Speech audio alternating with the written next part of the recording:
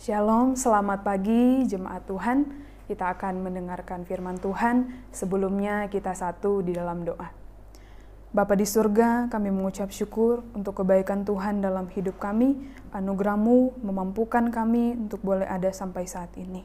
Saat ini Tuhan, kami akan mendengarkan firman Tuhan. Kami membuka hati kami untuk firman-Mu. Di dalam nama Tuhan Yesus Kristus. Haleluya. Amin. Firman Tuhan di pagi hari ini saya beri judul Berdiri Teguh dalam Iman yang saya ambil di dalam Kolose 1 ayat 23. Demikian firman Tuhan, sebab itu kamu harus bertekun dalam iman, tetap teguh dan tidak bergoncang, dan jangan mau digeser dari pengharapan Injil yang telah kamu dengar dan yang telah dikabarkan di seluruh alam di bawah langit, dan yang aku ini, Paulus, telah menjadi pelayannya. Bapak Ibu, jemaat Tuhan, akhir ini kita dapat menjumpai banyak sekali muncul penyesat-penyesat yang mengajarkan ajaran yang berbeda dengan Injil atau dengan firman Tuhan. Begitu juga yang dialami oleh jemaat Kolose pada saat ayat ini ditulis. Nasihat Paulus kepada jemaat Kolose yang juga menjadi nasihat bagi kita semua saat ini yaitu yang pertama, bertekun di dalam iman.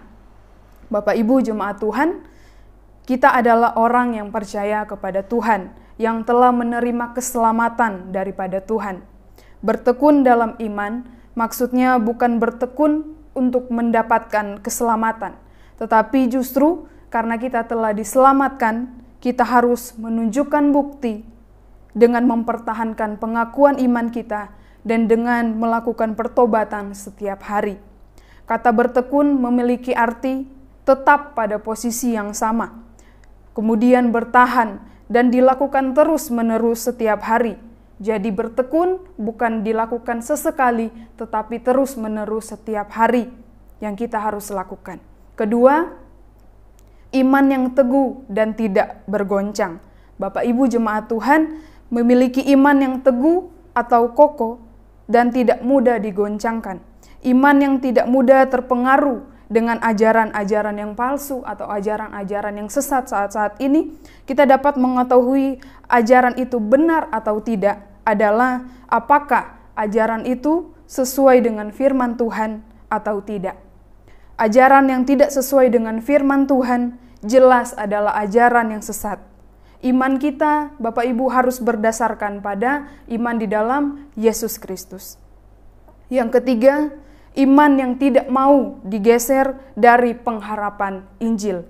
Pengharapan Injil kita adalah janji-janji Allah di dalam firman-Nya. Pengharapan kita harus berada di dalam pengharapan dalam Yesus Kristus. Tentang kekekalan, pengharapan kita tidak boleh digeser dengan hal-hal yang sementara, karena pengharapan kita kekal di dalam Tuhan. Bapak Ibu, terjemahan lain mengatakan bahwa jika kita sungguh-sungguh diselamatkan dan dibangun di atas fondasi yang kokoh, yaitu Yesus Kristus, maka kita akan tetap beriman dan tidak ada yang akan menggoyangkan kita, menggoncangkan iman kita.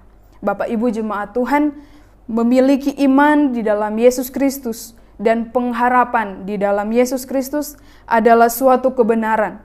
Tidak ada penyesalan jika kita memilih Yesus. Justru penyesalan yang akan kita terima jika kita meninggalkan Yesus dan memilih yang lain. Kalau memilih Yesus adalah penyesalan, mengapa Rasul Paulus rela memberitakan Injil, bahkan menerima penderitaan? Kemudian murid-murid rasul-rasul yang lain memberitakan Injil dengan berani, padahal mereka mengalami penderitaan. Sekali lagi saya mau tekankan bahwa memilih Yesus kita tidak akan rugi, melainkan kita akan untung, kita mendapat hidup yang kekal di dalam Yesus Kristus. Mari di pagi hari ini, Bapak Ibu jemaat Tuhan, kita mau membangun komitmen kita lagi di dalam Tuhan untuk terus-menerus bertekun di dalam iman, memiliki iman yang teguh dan tidak mudah digoncangkan dan tergeser oleh apapun. Roh Kudus yang akan memampukan kita untuk terus beriman dan berharap pada Tuhan Yesus. Demikian firman Tuhan, kita satu di dalam doa. Bapa di surga, kami bersyukur untuk firman-Mu di pagi hari ini yang sudah kami terima. Biarlah kiranya Roh Kudus memampukan kami untuk tetap terus bertekun di dalam iman, memiliki pengharapan di dalam Tuhan Yesus. Pimpin langkah-langkah hidup kami di hari ini dan sampai selama-lamanya. Terima kasih Tuhan, dalam nama Tuhan Yesus Kristus. Haleluya. Amin.